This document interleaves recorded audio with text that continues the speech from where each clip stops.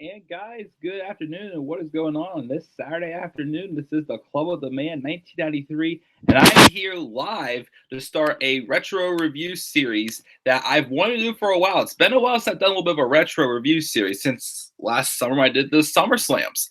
But I wanted to do this one for a while.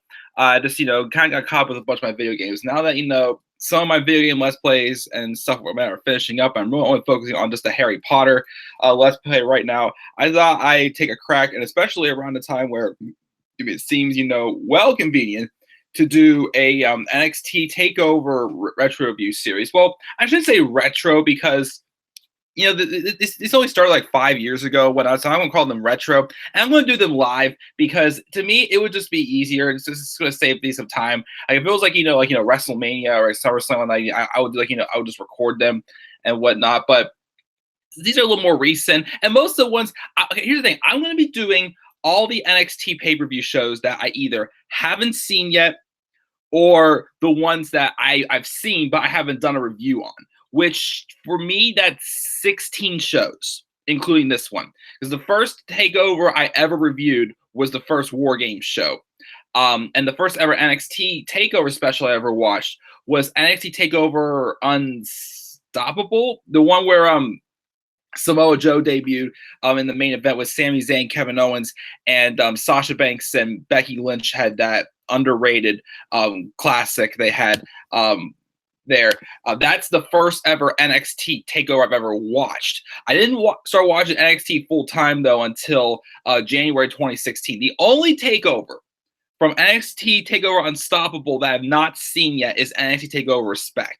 So if my calculations are correct, I believe, again, for the 16 shows I need to watch are NXT ArRIVAL, which we're doing now, and then I think the last one we're gonna watch, because that's up to the last one I didn't review on this channel, is Takeover Brooklyn 3. Because the first show I reviewed for NXT Takeover was Takeover War Games 1. That's the first takeover I reviewed. So these will just be placed in, of course, the takeover playlist, and just put in the correct order and whatnot of shows that how they've happened, of course, as well. And again, I was going to do these live because again, they're still kind of recent, and it'll just save me some time. So I'm going to do these lives the way that it saves me some time, exporting and uploading and whatnot. So I want to do that there. But yes, this is my first of my NXT retro reviews, my NXT ArRIVAL 2014 live review. Of course, you can see in the title of the video, I used the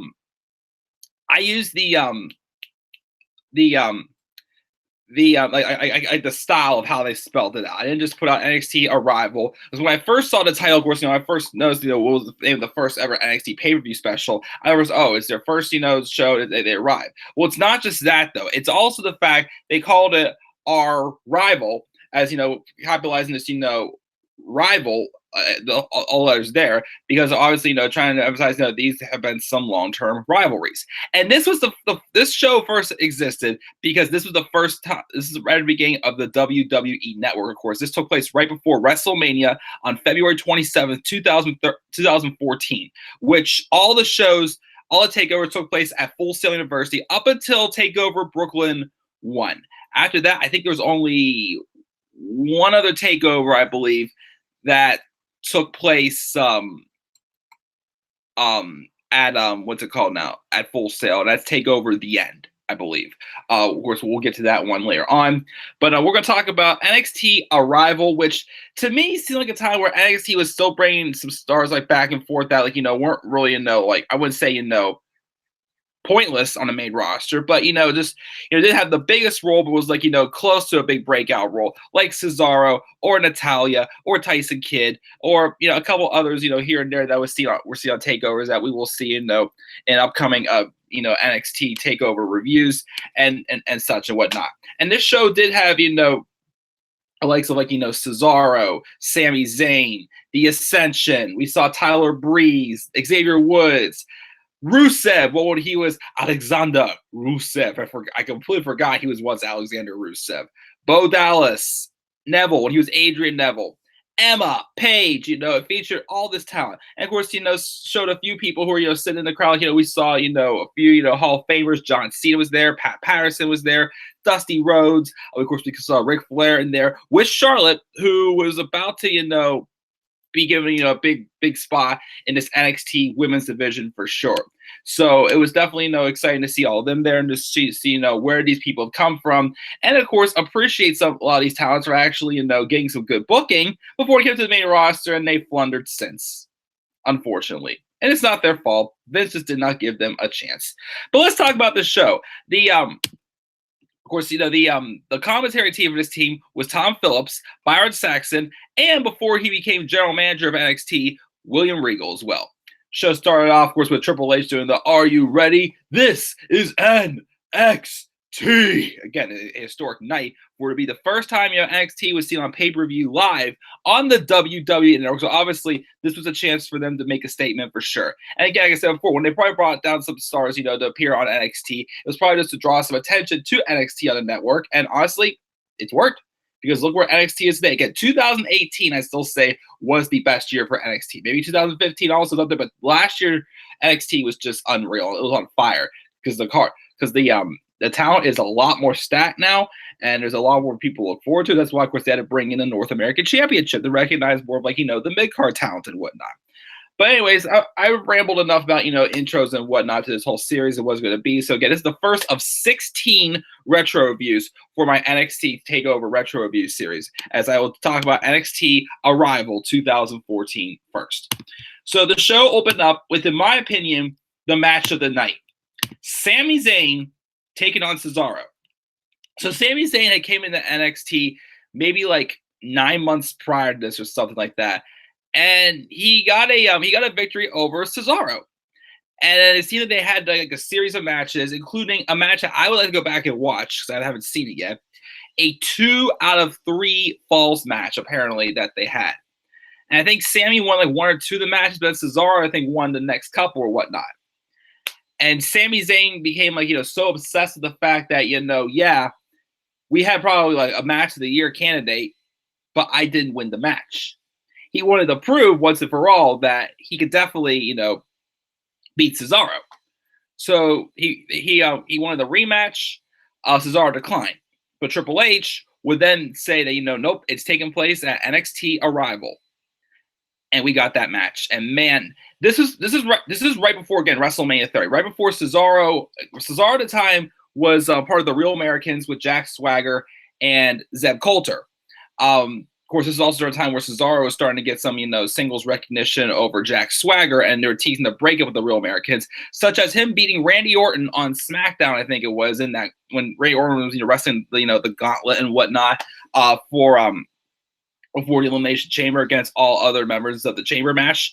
And then, of course, he would eventually split from the Real Americans at WrestleMania 30 and get a singles push. So this is a prime time for someone like Cesaro. We get some exposure in NXT also for sure to get some spotlight on him.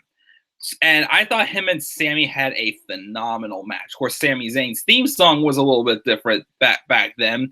Doesn't fit him at all compared to the one we get today, even though I still feel it should be just a slight bit different today because of him being heel now.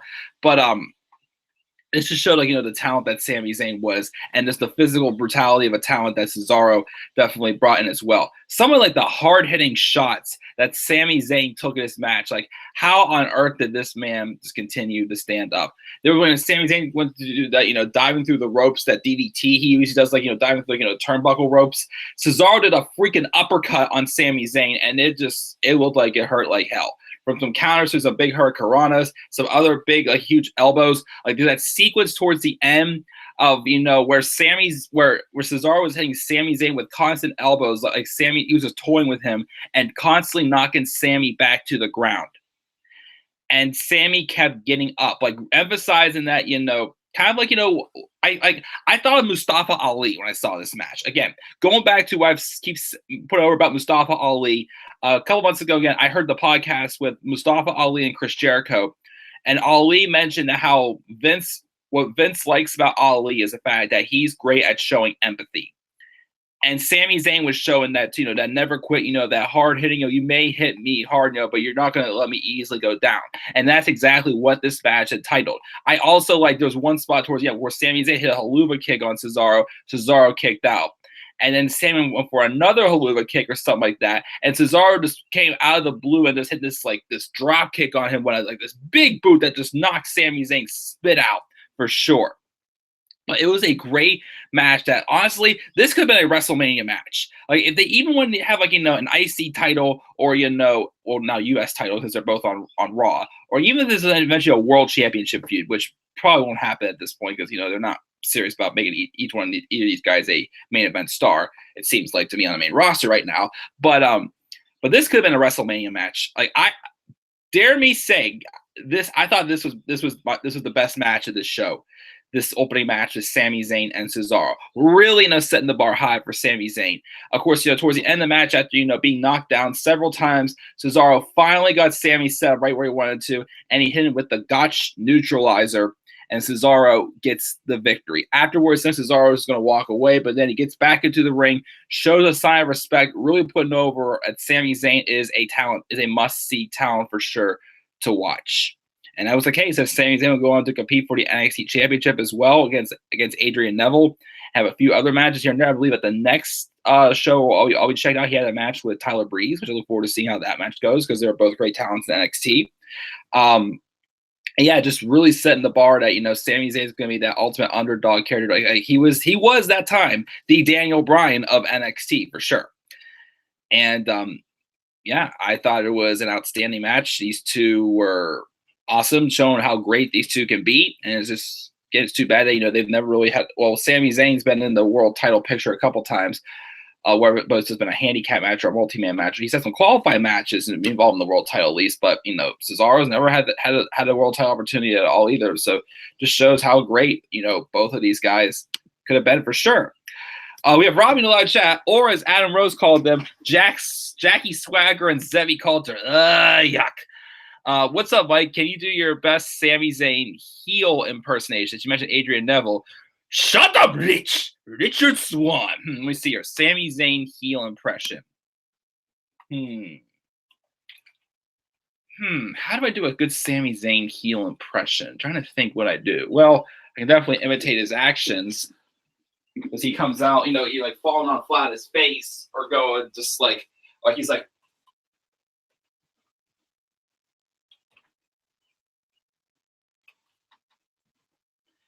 Yep, I don't know. I got to think of that one. I'm trying to think a little bit more of that one. That's a little bit of a hard one. Basically saying, well, I realize now that you all missed me, but I know that I didn't miss a single one of you at all whatsoever. See you in hell. Or something like that. I got to think of the one for that one. What's up, Mark? Thank you for joining me live. Not too bad so far. Of course, not really doing anything. Well, I'm doing the Pirate game tonight, and I'm just doing some stuff with family on Monday. But thank you for asking, Mark. But yeah, thank you for stuff in the live chat, guys. Again, I'm doing these retro reviews live, and it's just going to save me some time. And again, they're not, that far back, so I don't want you to treat them as like they're such a, what I mean. They're not like old classics. What I mean. But anyways, continuing on here though. But that was the opening match. We then had a match with Mojo Rowley and CJ Parker. I guess Mojo Rowley was just new to NXT at the time, but it was basically like a 3.5 minute match to put over Mojo on a pay-per-view. So whatever it was, and Mojo won. Of course, he was all hype. This is before, even the Hype Brothers really existed. But, he was he had the hype gimmick and whatnot. But now, of course, he ain't hype. He's just some random guy with purple on his face yelling himself in the mirror going, ha, ha, ha. CJ Parker was around, I think, in NXT until April of 2015 or something like that. Only time I know for sure he was on a Takeover was Takeover ArRIVAL, wherever he faced Kevin Owens in Owens' debuting match. We then had the Ascension, Connor and Victor. Remember them guys? Remember they were actually good in NXT. Main roster, yeah. They went from that to, we have the thoroughbreds and the racehorses. So I just got one question for all of you. Who invited the jackasses? And it was downhill from there for the Ascension. But they had a match against Too Cool, Sky Too Hottie, and Grandmaster Sexy. The match, was just like a 7-minute, match against like an old tag team and whatnot, taking on the face of the tag team division in NXT at the time, and the Ascension won. You got that. There's 3 matches on this show that really highlighted the show for me, and of course, I'm sure most people. The first one, of course, was Cesaro and Sami Zayn, which I still say was match of the night. The second one was this women's championship match. It was Paige and Emma. And, of course, I tweeted after I watched this match saying, man, watching this match really makes me miss Paige in the ring and also makes me miss Emma in general. But basically, Paige was crowned the first ever NXT Women's Champion back in August. And she had the match against Emma. Of course, Emma then would eventually re-earn herself, a championship opportunity, even putting her number 1 contendership on the line against Natalya, I believe it was, before they had this match. Basically, they just want to have a rematch of a match that was not seen on, live television, like on pay-per-view or anything on the show. And honestly, around this time, of course, Emma was a babyface. She was doing her little and I don't know why. When she was on the main roster, they definitely kind of made like a mockery out of it. I felt it just kind of made her look like a delusional idiot and whatnot. Down here in NXT, I kind of saw with just the one night and the hype videos for her, because most of these matches, it felt like you were watching the Mae Young Classic before. They were having them introducing, some of the talent and whatnot, just, what they bring to the table and whatnot. And I saw, like a little bit more something to the whole evolution, whole Emma dancing thing and whatnot. A little more NXT. I saw a little bit of like a serious, like on the main roster, I felt they just made her look like a complete joke. I felt there's one thing, when making something, look like, goofy and whatnot, but, it still looks serious to it. But then there's WWE on the main roster who just kind of takes it beyond, to like a really, just some other completely, other level, and they take it too far, and it's not as entertaining as it used to be. But of course, I saw something there with that, and of course, seeing Paige come out again, just oh gosh, I just so miss her in the ring. I just wish she didn't have that neck injury and had to retire and whatnot. But I thought these women put on a good match. These two are obviously really good friends. They battled back and forth. They kind of just put that heat together, wanted to, make a statement. Of course, before the match, I mentioned that out came Stephanie McMahon to, kind of introduce this match as making it feel like, women's wrestling has a great future for sure. Also, this is when they showed Charlotte and whatnot. But of course, keep in mind, none of the 4 horsewomen were on this pay-per-view. I think it's the next pay-per-view we start seeing some of them for sure, as, it starts getting to that time. But this was, still the Divas era.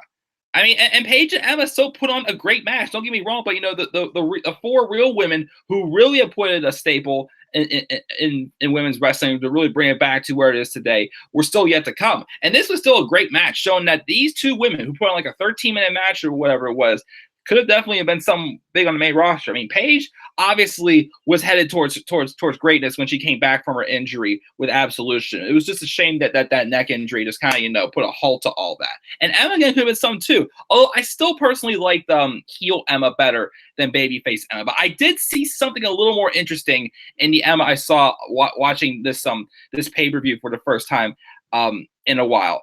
And I thought, again, they had a really good back and forth match for sure. The match, though, ended because Paige actually had her Paige Turner finisher. Can I turn your page? All right. Just kidding. She hit the Paige Turner on Emma, but Emma kicked out. And not people kicked out of the Paige Turner. She eventually, though, did get Emma to tap out, though, to her PTO, the Paige tap out. After the match, of course, she got into Emma's face, but her and Emma hugged it out, basically, just showing her. So again, because some of these 2 matches, especially, it was just showing, it was a night about making history and whatnot. Even though, it's rivalries, really putting over that, hey, this town is something special. You should watch them. Like, that's kind of what we needed to see with some of these matches for sure tonight, such as Cesaro and Sami Zayn and, Emma and Paige for sure. But that was just the beginning for, what was yet to come for the women's evolution and whatnot. Women's revolution, whatever you want to call it. But that was a great match there with Paige and Emma. I also misses Paige Wrestling. Would you say she's a little underappreciated? I definitely say so. I mean, again, again, there was a four horsewoman, but again, Paige has something to do with bringing back this whole, thing with women's wrestling as well. I gotta say, she definitely deserves something. And again, the character she had when she came back from injury made perfect sense. She was overseen as well by all that. I mean, not that we didn't hate Paige for it, but obviously, there was other women getting the credit, before Paige and whatnot. And again, Emma, could have been a good part too. Again, her alliance with Dana Brooke in NXT was great. Main roster injuries kind of ruined all that, and unfortunately, Emma is gone, but doing things elsewhere like ROH and whatnot. So good for Tennille Dashwood for sure. Yeah, he ain't hype, and you think Alexa Bliss will follow is Paige footsteps, have a retirement from wrestling? Again, I really think if Alexa Bliss is not going to be reliable to wrestle at all anymore, especially if they keep hyping her for these bigger matches, a ladder match or whatnot, or she comes back to the Royal Rumble then doesn't wrestle anymore, I really think Alexa Bliss should just retire. I mean, she has how many championships underneath her? I mean, they've already basically given her everything to do. I think Alexa Bliss should consider retiring, in my opinion. Have you seen Fight With My Family? I have not gotten to see it yet. I unfortunately didn't get to see it yet. I do want to see it, though. I hope it is good. And yeah, Paige here. Two matches to talk about. Well, the next match was supposed to be a match with Prince Pretty himself, Tyler Breeze. So of course we'll be having a match with the Velveteen Dream next Saturday at Takeover 25, which I look forward to definitely seeing that match again. I will not be able to watch Takeover live next Saturday because I have to work, and I probably won't be able to watch till like later in the day on Sunday because I gotta get up early for a softball game on Sunday. But yeah, Tyler Breeze and Xavier Woods. And again, I remember not being a fan of Xavier Woods. And then, of course, once the New Day started, getting the wheels rolling for there, then I became more a fan of Xavier Woods. So Xavier Woods came out, forgot that he had the Funkadactyl theme music. Because I remember when around his time, I think he was feuding with Brodus Clay over the fact that apparently he stole his theme music, and Brodus Clay, let's not go there with him. He was supposed to have a match with Tyler Breeze. Before the match even gets started, out comes not Rusev, but Alexander Rusev. He comes out and basically takes out both Tyler Breeze and Xavier Woods, and he got Xavier Woods to tap out to the Accolade. So the match between Breeze and Woods ended in no contest. Afterwards, Lana gets on the microphone. Of course, at the time, his business associate, not being revealed as a husband and wife couple, because that got all screwed up in 2015 because it was revealed, hey, Luna, Rusev and Lana are engaged, and then that's when their careers just tanked. Well, it already kind of started tanking after Rusev came out on a tank at WrestleMania 31 and lost to John Cena. Yeah, and then lost him 2 more times after that, and even in the pointless I Quit match. And then Rusev became a broken man, and it all got screwed up from there. But anyways, I forgot again that Rusev was once called Alexander Rusev. But of course, Lana is on the microphone, and it just makes you think back to, right before WrestleMania 30 with those hype promos for him. Like, I know where I actually said, like, talking in Russian and just, hyping him. And then Rusev goes like, Hasum, something in Russian. Hasum, blah, blah, blah, blah.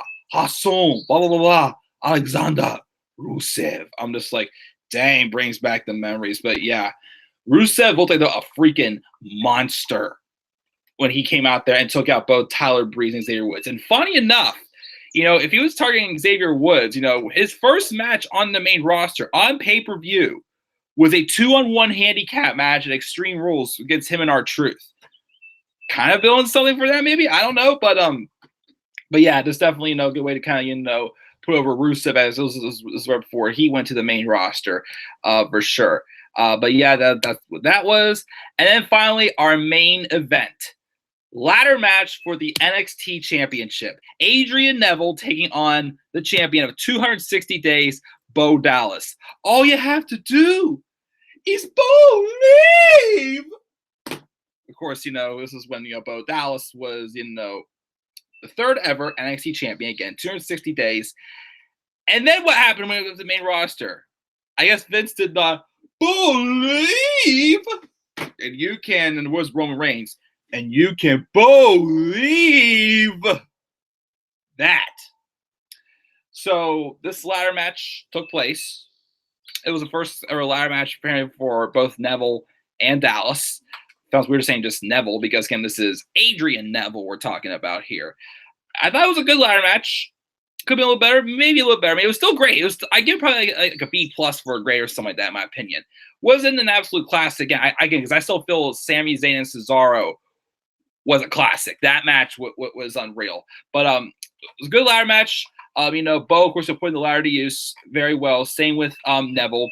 One of my favorite spots, though, besides the towards the end, but I also like the spot where Neville was underneath the ladder and Dallas was climbing it, and basically it looked like that Neville was trapped, that was not going to be able to get out. But then when Dallas was about to get to the top and grab the NXT championship, Neville was able to show off his strength, push up the ladder, and knocking Dallas off the ladder. And then they still, had some sequences there. But eventually, the match, pretty much, the turning point of the match where ran in Neville's favor was when Neville then hit the red arrow, landing it on Bo Dallas while Dallas was laying flat on top of the ladder.